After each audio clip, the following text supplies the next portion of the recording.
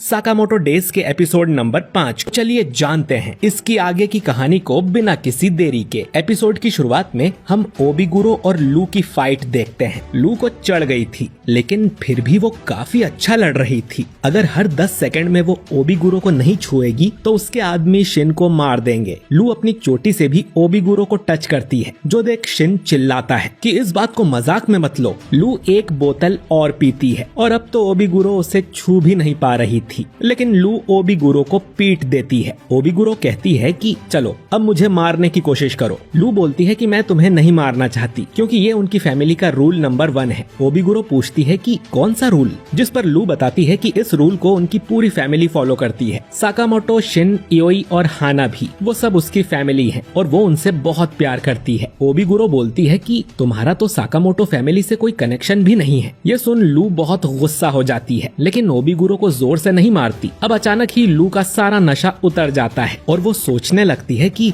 वो कहाँ पर है और क्या कर रही है। ओबिगुरो समझ गई थी कि लू अब तक मजाक में लड़ रही थी और काफी स्ट्रॉन्ग है, जिससे वो लू की तारीफ करने लगती है, क्योंकि उसे स्ट्रॉन्ग लोग बहुत पसंद हैं। शिन अब पूछता है कि इसका मतलब मैं बच गया। दूसरी तरफ साकामोटो कहता है कि अब वो लड़ने के लिए पूरी तरह से तैयार है। बॉइल्ड बोलता है कि तुम्हें क्या लगा, अचानक ऐसे वजन घटा के आ जाओगे तो मुझे हरा दोगे, और तुम्हें जो करना है जल्दी करो, तुम्हारी फैमिली खतरे में है। साकामोटो बोलता है कि उसे अपनी फैमिली की चिंता नहीं है, क्योंकि उसमें कुछ ऐसे लोग हैं जिन पर साकामोटो को पूरा भरोसा है। इसके बाद साकामोटो बॉइल्ड को इतना जल्दी पंच करने आता है कि बॉइल्ड को पता भी नहीं चलता और मुक्का मार के वो उसे बिल्डिंग से बाहर ले जाता है। साकामोटो अब बहुत तेज हो गया था और वो बुरी तरह से बॉइल्ड की धुलाई कर देता है। बॉइल्ड अपने रॉकेट पंच से उसे मारने की कोशिश करता है, लेकिन साकामोटो के मुक्के से उसका रॉकेट ही टूट जाता है। साकामोटो के हाथों पिटते हुए बॉइल्ड सोचता है कि यही साकामोटो है, सबसे महान हिटमैन। वो उस पर अपने बॉल बॉम्ब्स भी फेंकता है, लेकिन साकामोटो उन सभी बॉम्ब्स को हाथ से पकड़ लेता है और उनसे बॉइल्ड को एक धमाकेदार पंच मारता है। और बॉइल्ड सोच रहा था कि 5 सालों बाद भी ये इतना पावरफुल कैसे है। साकामोटो अब कहता है कि तुम काफी स्ट्रॉन्ग हो बॉइल्ड, मैं भी रिटायर होने से पहले अपनी ताकत का इस्तेमाल लोगों को चोट पहुंचाने में करता था, लेकिन फिर मैंने एक फैसला किया कि अपनी ताकत का इस्तेमाल उन लोगों को प्रोटेक्ट करने में करूंगा जिन्हें मैं प्यार करता हूँ, और अब यही मेरी ताकत का असली सोर्स है। इसके बाद हम एक बड़े से झूले को देखते हैं, जिसमें एक कपल बैठा हुआ था। इसके बाद साकामोटो और बॉइल्ड भी उड़ते हुए एक झूले में आकर बैठ जाते हैं। बॉइल्ड अब साकामोटो से कहता है कि मैं तुम्हारे बारे में सही था, तुम सच में सबसे बड़े सिग्मा मर्द हो। इतना कहकर वो लड़ाई हार जाता है। दूसरी तरफ एओई को होश आता है। वो शिन से पूछती है कि वो लोग यहाँ पर कैसे आ गए, वो तो हॉन्टेड हाउस के अंदर थे ना। शिन झूठ बोलता है कि शायद हम सब बहुत थक गए थे, इसीलिए उनकी नींद लग गई। एओई को शक होता है क्योंकि शिन के कपड़े गंदे हो गए थे और साकामोटो भी यहाँ नहीं था। शिन बोलता है कि मैं अभी उन्हें ढूंढ कर लाता हूँ। झूला रुकने पर साकामोटो और बॉइल्ड उसमें से बाहर निकलते हैं और उसे टूटा हुआ देख एक लड़की इनसे पूछती है कि ये कैसे हुआ। बॉइल्ड उससे कहता है कि कभी किसी सिग्मा मर्द से नहीं पूछना चाहिए कि उसे चोट कैसे लगी।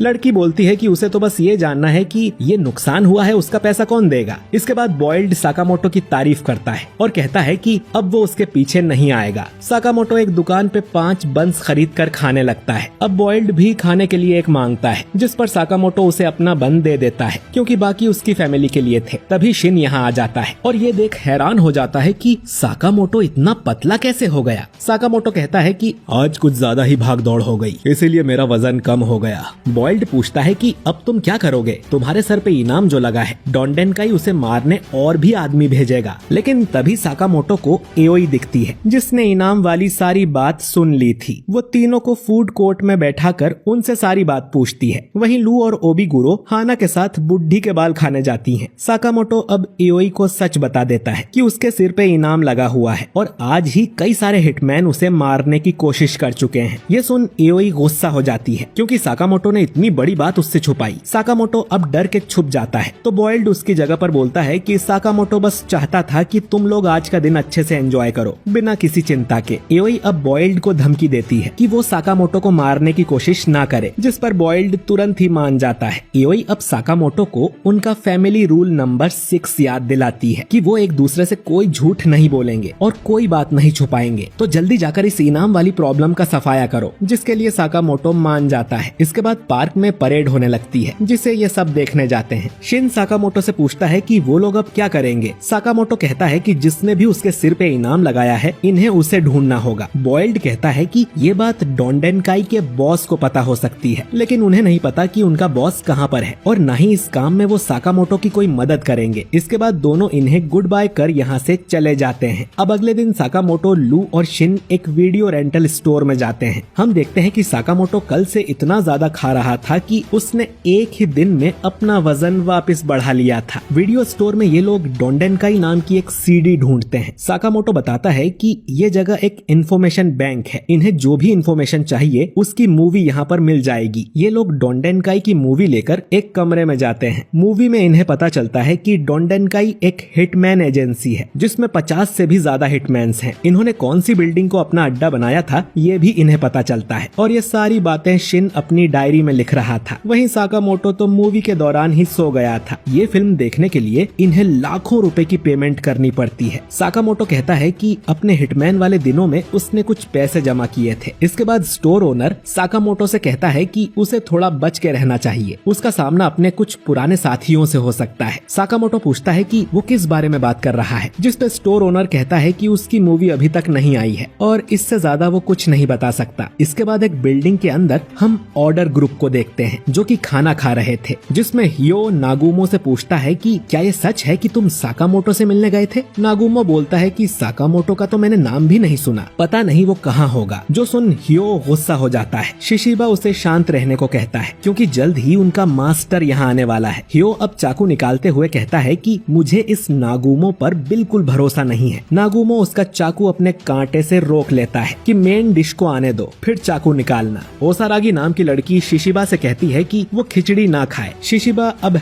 हेड शेफ को अपने पास बुलाता है और उसको बार बार स्टैब करते हुए कहता है कि खिचड़ी में प्याज डालने को किसने कहा था। तभी इरिया नाम का एक बुढ़ा आदमी इनके पास आता है, जो कि जेएए का कम्युनिकेशन कोऑर्डिनेटर है, और कहता है कि ऑर्डर ग्रुप के सभी लोगों से मिलकर मुझे बहुत खुशी हुई। हियो बताता है कि उनमें से 4 लोग यहाँ नहीं आए हैं। शिशिबा कहता है कि उन 3 लोगों का तो समझ आता है, लेकिन उस बुढ़े ताकामुरा को तो यहाँ आना चाहिए था। नागुमो बोलता है कि वो बिजी होगा, जिस पर शिशिबा कहता है कि बुढ़ापे में उसकी याददाश्त कमजोर हो गई होगी। इरिया अब इन्हें इनका नया मिशन देता है। एक अनजान किलर है, जो कि उनके एसोसिएशन के हिटमैन्स को मारता फिर रहा है। अब तक 30 ऐसे हादसे हो चुके हैं, तो जेएए चाहता है कि ऑर्डर इस अनजान किलर को जल्दी से जल्दी खत्म करे। दूसरी तरफ साकामोटो, शिन और लू डोंडेनकाई के अड्डे पर पहुंच जाते हैं और चुपके से अंदर जाने का प्लान बनाते हैं। अंदर हम 2 लोगों को देखते हैं, जो कि साकामोटो की ही बातें कर रहे थे कि उसके सिर पे कितना बड़ा इनाम है, उसने बॉइल्ड को भी हरा दिया है। शिन अब ऊपर से आकर एक आदमी को बेहोश कर देता है और फिर साकामोटो भी दूसरे आदमी को जोर से मुक्का मार के सुला देता है। लू अब पूछती है कि उनका बॉस कहाँ पर होगा, जो सुन शिन चिल्लाता है कि तुमने मूवी देखी थी भी या नहीं। बॉस हमें बिल्डिंग के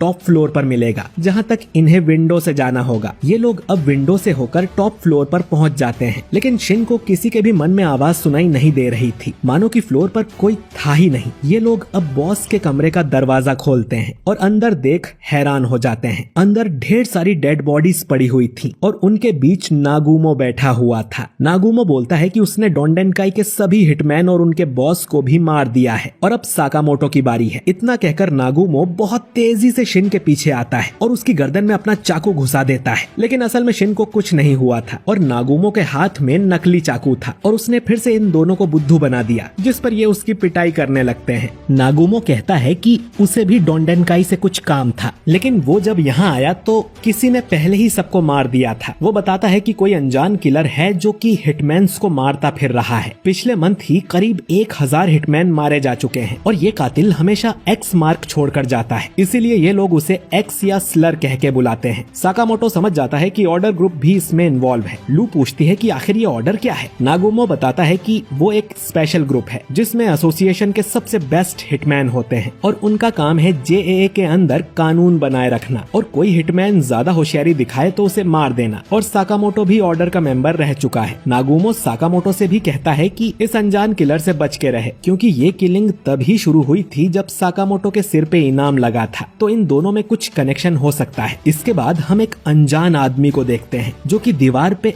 एक्स बना रहा था। खैर, स्टोर पर कई लोग साकामोटो को मारने आ रहे थे, लेकिन वो उन सब की पिटाई कर देता है। साथ में ये लोग मरहम पट्टी का सामान भी अपनी दुकान से ही दे रहे थे, तो इनको मुनाफा भी अच्छा हो रहा था। नागुमो ने साकामोटो से कहा था कि 5 सालों में वो कमजोर हो गया है। अगर बॉयल्ड से लड़ने में उसे इतनी दिक्कत आई है तो असली हिटमैन्स के सामने वो क्या करेगा। साकामोटो कहता है कि उन्हें और भी स्ट्रॉन्ग होना पड़ेगा ताकि हर मुश्किल का वो सामना कर पाए। साकामोटो अब साइकिल से शहर के चक्कर मारना शुरू कर देता है। शिन हर कस्टमर का दिमाग पड़ता है ताकि उसकी एबिलिटी और स्ट्रॉन्ग हो जाए। वहीं लू को पता चल गया था कि जब वो नशे में होती है तब ज्यादा स्ट्रॉन्ग हो जाती है।